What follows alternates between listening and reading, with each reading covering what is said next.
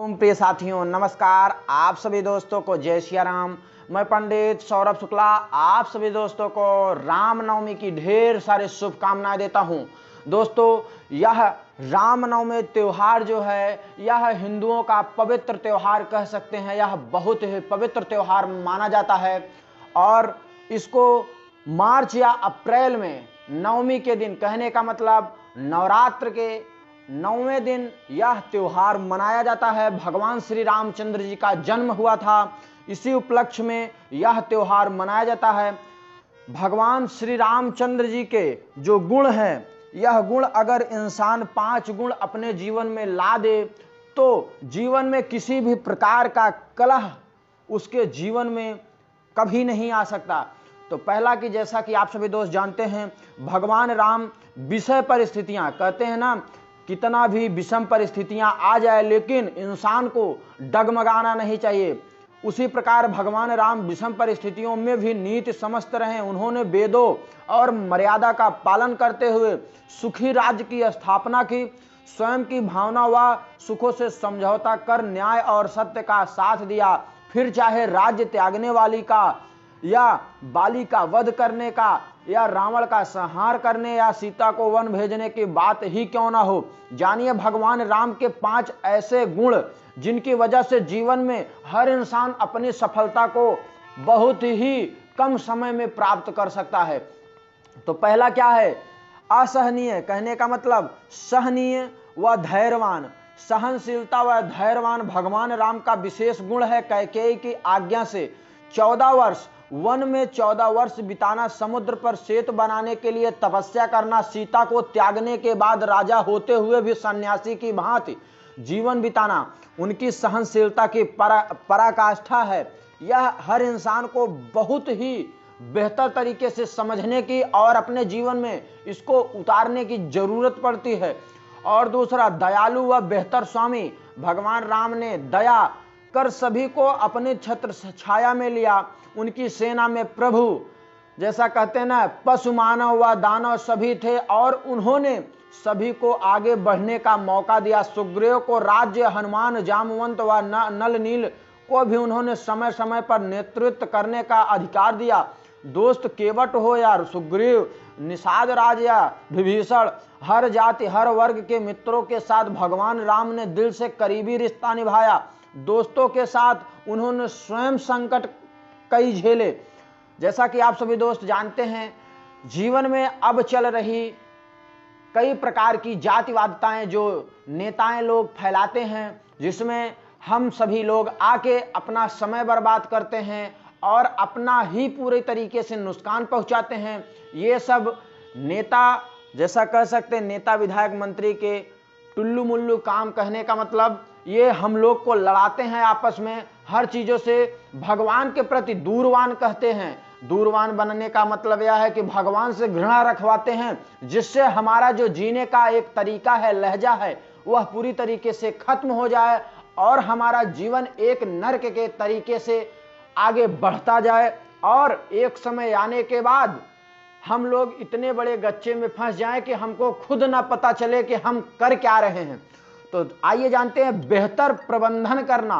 बेहतर, भगवान राम ने केवल कुशल प्रबंधन थे, बल्कि सभी को साथ लेकर चलने वाले थे। वे सभी को विकास का अवसर देते थे। वे उपलब्ध संसाधनों का बेहतर उपयोग करते थे। उसी के लिए कहा जाता है कि भगवान रामचंद्र की गुण की वजह से लंका जाने के लिए उन्होंने व उनकी सेना ने पत्थरों का सेतु बना लिया था। यह एक विश्वास कहा जाए तो।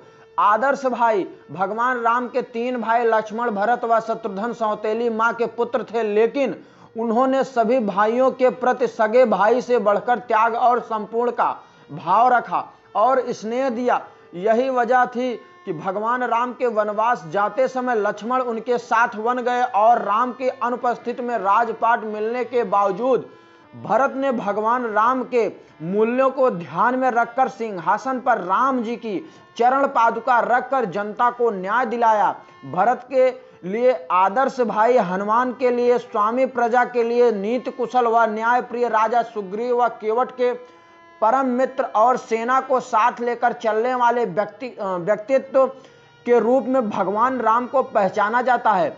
उनके इन्हीं गुणों के कारण उन्हें मर्यादा पुरुषोत्तम भगवान श्री रामचंद्र के नाम से पूजा जाता है।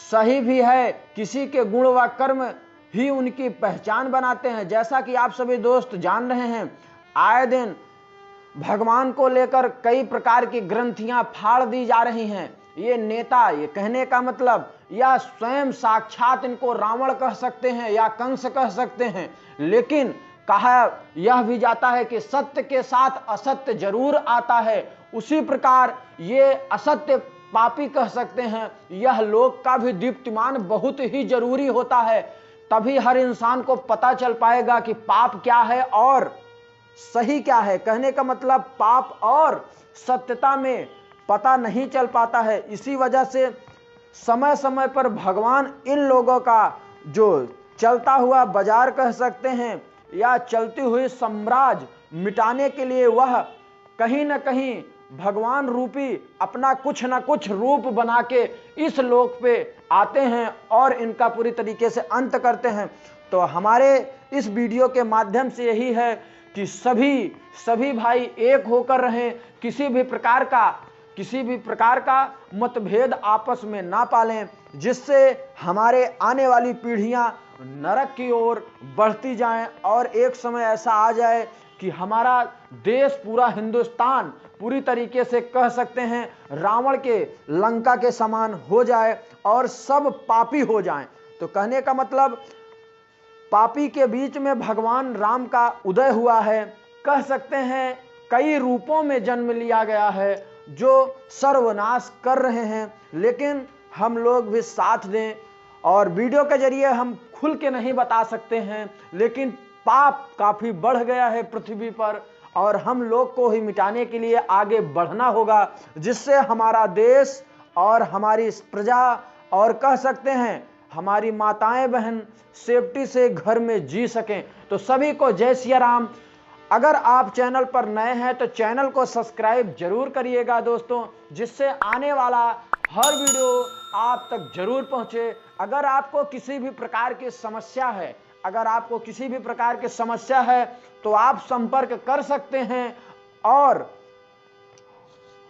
हाँ, यदि किसी भी प्रकार से, और जैसा कहा जाता है ना, एस्ट्रोलॉजी के दुनिया में कई लोग चैनल बना के हर इंसानों को बरगला रहे हैं, कहने का मतलब उल्टा सीधा झांसा दे के परेशान कर रहे हैं। तो आप सभी दोस्त पूरी तरीके से बातों को समझने की कोशिश करिए।